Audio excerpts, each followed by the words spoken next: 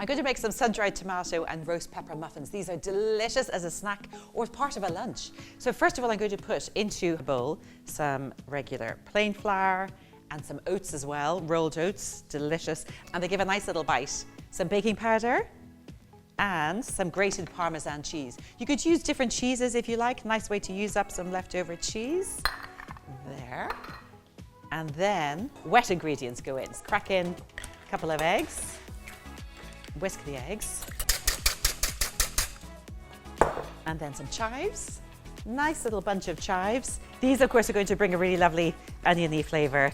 Put those into the eggs. And then some water. Some extra virgin olive oil. Sun-dried tomatoes and roasted peppers chopped up. And you could, of course, even add into this, if you like, some crispy bacon, chorizo. I'm going to add in some PDM. This is great, of course, for bringing extra protein to these muffins. Some tomato soup, which is going to back up the tomato flavor really nicely. Stir the dry ingredients together. Make a well in the center of the dry ingredients and add in the wet ingredients. Pour into the center. Mix this all together. Don't overbeat it. You don't want them to be tough and heavy. Just stirring it until it comes together. You want to divide it out between the paper cases.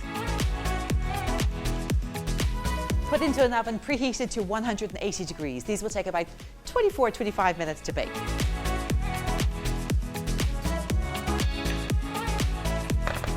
You can tell they're cooked when they feel just gently set in the center. These would be delicious with a bowl of soup. Allow them to cool.